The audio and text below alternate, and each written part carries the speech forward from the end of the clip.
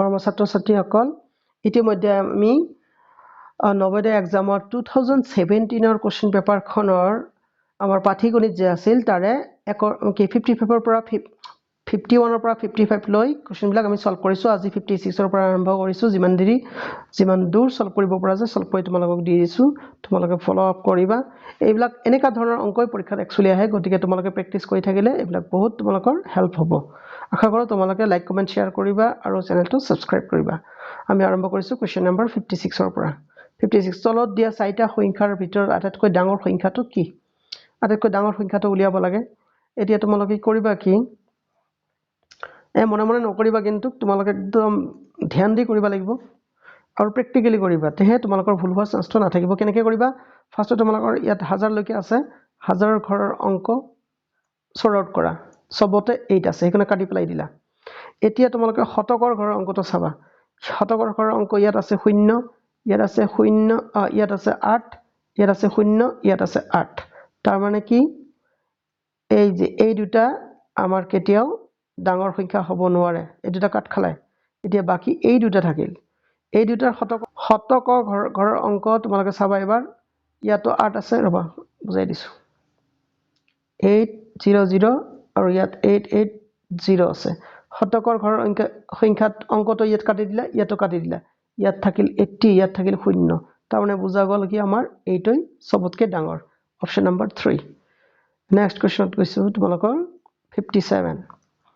11 ৰ প্ৰথম 11 ৰ প্ৰথম 7টা গুণিতকৰ যোগফল উলিওৱা ইয়াত তোমালোকে ফৰ্মুলা ইউজ কৰিবা একদম শৰ্টকাট কেইটা পদ উলিয়াব দিছে 7টা সেইকাৰণে 7 লিখিবা তাৰ পিছত তলত 2 দিবা প্ৰথম সংখ্যাটো কি হ'ব আমাৰ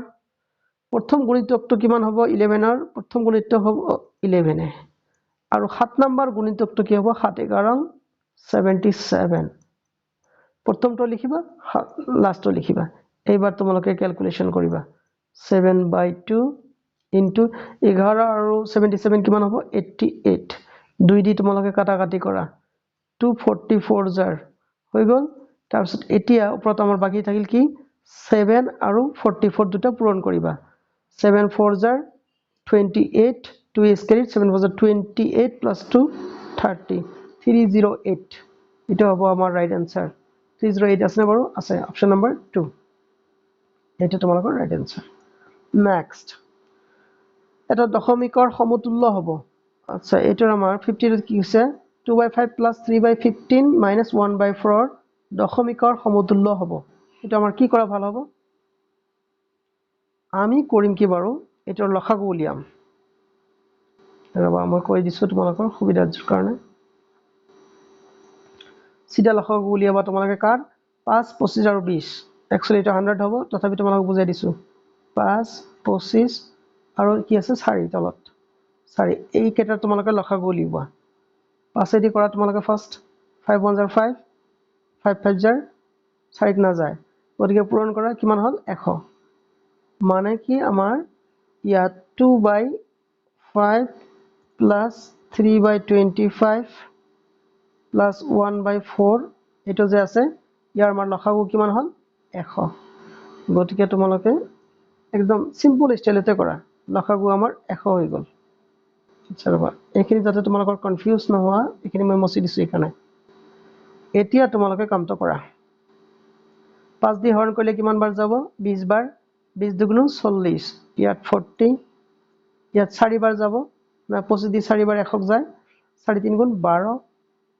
আৰু 4 দি ইয়াত কিমান বাৰ যাব 25 বাৰ এতিয়া সিধা তোমালোকে কৰা কি সববিলাক যোগ কৰি দিয়া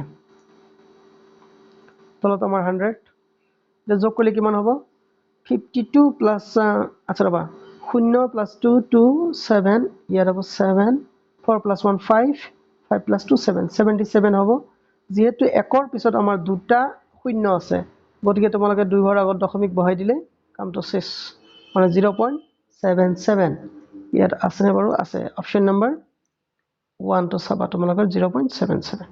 ক্লিয়াৰ নেক্সট কোৱেশ্চন লৈ গৈছো 59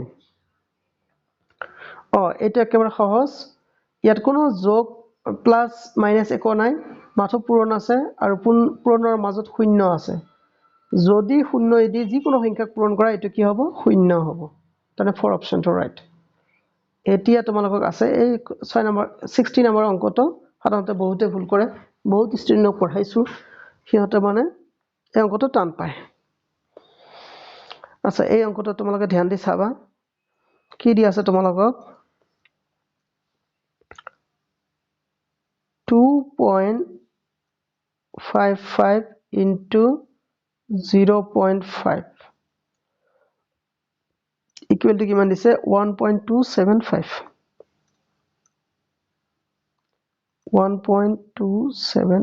এনেকে দিছে নহয়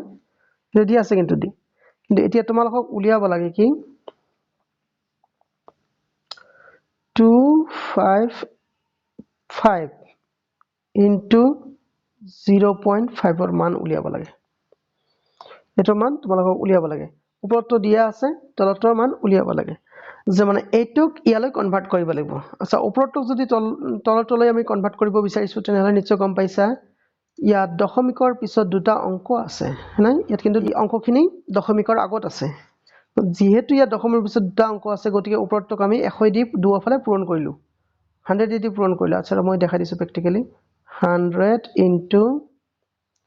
2.55 into 0.5 equal to ইফালে 100 দি পূৰণ কৰিব লাগিব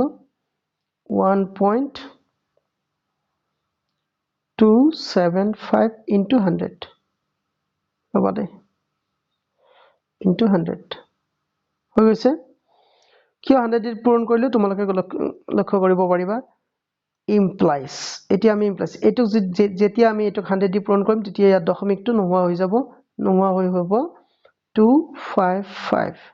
লগত আছে আমাৰ 0.5 into 0.5 আৰু ইয়াক যদি তোমালোকে 100 দি পূৰণ কৰা দশমিকটো দুই ঘৰ পিছফালে যাব মানে 127.5 হ'ব এতিয়া তোমালোকৰ কোৱেশ্চনত কি আছিল 255 into 0.5 ইয়াতো আমাৰ কিন্তু সেমে আহি গল মানে 255.0.5 আৰু ৰিজাল্টটো আমি পালো 127.5 এটা সলিউশন আছে নে বাৰু 127.5 এই যে দুই নম্বৰ অপচনটো তোমালোকে চাবা 127.5 গল নেক্সট কোৱেশ্চন নম্বৰ 61 টো কি আছিল 480 20% ৰ সমান জাস্ট তোমালোকে ধমধম ক্যালকুলেট কৰা আৰু হৈ যাব এটো ইয়াৰ কোনো মাথা খাটাৰ দৰকাৰ নাই 480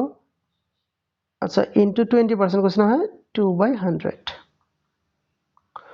বাস কাটাকাটি কৰা এতিয়া এই শূন্য কাট খালে এই শূন্য কাট খালে আৰ 2 দি পূৰণ কৰিলা 2 6 are 18 1 is carried 2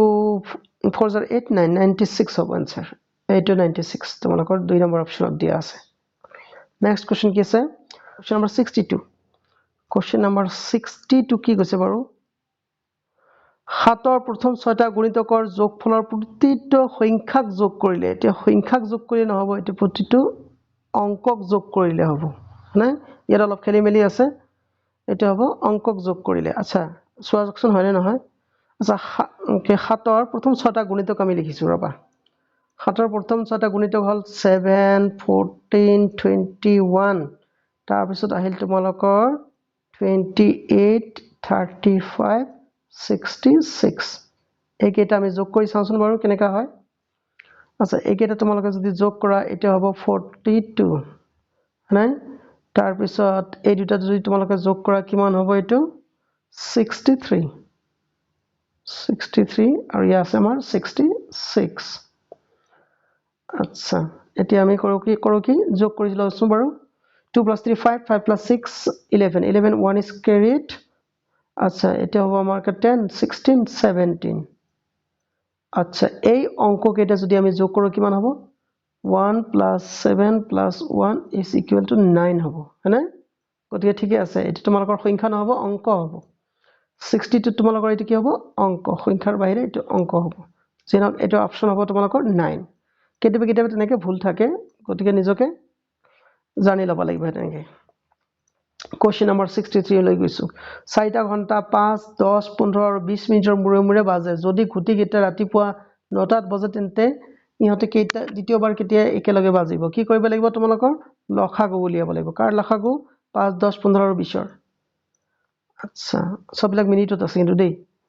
5 10 15 আৰু 20 ইয়াৰ লসাগু আমি উলিয়াম লসাগু উলিয়ালে 5 ৰে তোমালোকে হৰণ কৰা 5 1 গুণ 5 5 2 গুণ 5 3 গুণ 5 4 গুণ আকৌ দুবাৰ তোমালোকে দিব পাৰিবা আচ্ছা 2 1 গুণ 2 3 না যায় না ইয়াত 1 আৰু 2 2 গুণ 4 এতিয়া আমি গতিখিনি পূৰণ কৰিম বাৰু হয়নে 5 2 গুণ 10 10 6 গুণ 60 60 মিনিট মানে 1 ঘণ্টা 60 মিনিট মানে কি হল 1 ঘণ্টা যদি আগতে 9টাত বাজিছিল একেলগে এবাৰ নিশ্চয় 10টাত বাজিব কাৰণ 1 ঘণ্টা আমাৰ এলসিএম ওলাল গতিকে আমাৰ অপচন হ'ব 1 নেক্সট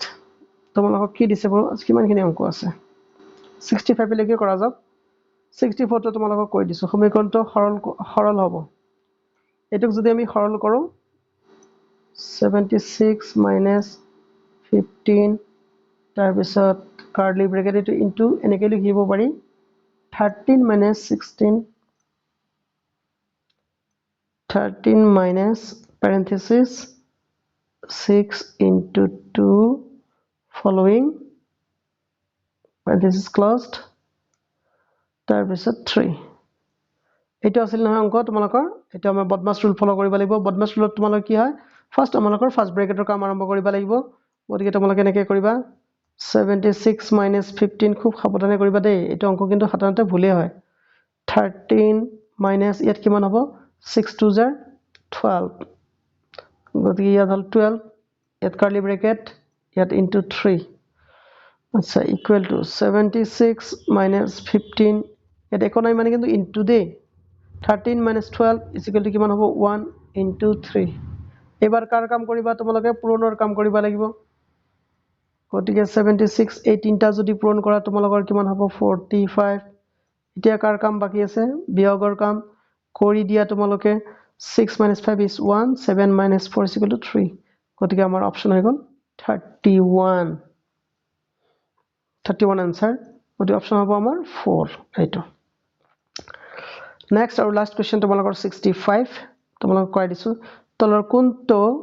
সৰলীকৰণৰ মানৰ নিকটতম মান হ'ব ওয়াও নিকটতম মান হ'ব বুলি তোমালোকক উলিয়াব লাগে আচ্ছা নিকটতম মান হলে তোমালোকক কি কৰিব লাগিব এই ডেসিমেলৰ পিছত যিমান বিলাক আছে সেইবিলাক তোমালোকে পইণ্ট কৰি দিয়া মানে বাদ দি তোমালোকে কামটো কৰাচোন চাও কি হয় আচ্ছা 4 দি পূৰণ কৰিলে এইটো হ'ব আমাৰ 4 1 jar 4 এটো কথা কৈছো দশমিকৰ পিছত থকা অংক বিলাক আমি বাদ দিছো দে 4 1 jar 4 4 7 jar 28 2 is carried 4 5 jar 20 22 এটো মানে এটো ওলাল তাৰপিছত এটো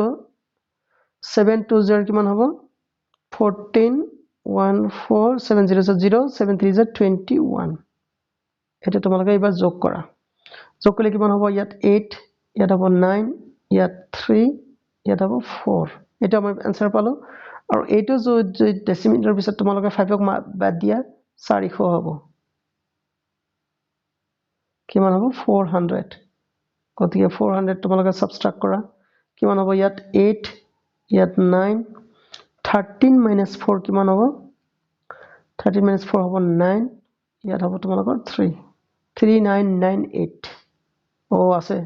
এইটো তোমালোকৰ आंसर গতিকে এনেকৈ অংক চাই তোমালোকে কি ভয় নাখাবা ডেসিমেলৰ পিছত থকা তোমালোকৰ অংকখিনি বাদ দিবা সংখ্যাখিনি বাদ দিবা অংকখিনি বাদ দিবা কিয়নো ইয়াত নিকটতম মান বুলি কৈছে নহয় গতিকে এনেকৈ যদি তোমালোকে কৰা খুব কম সময়ৰ ভিতৰতে এটো সলভ কৰি তোমালোকে আনসাৰটো উলিয়াব পাৰিবা তোমালোকে চোৱাৰ কাৰণে ধন্যবাদ আৰু আশা কৰিছো তোমালোকে লাইক কমেন্ট শেয়াৰ কৰিব লগতে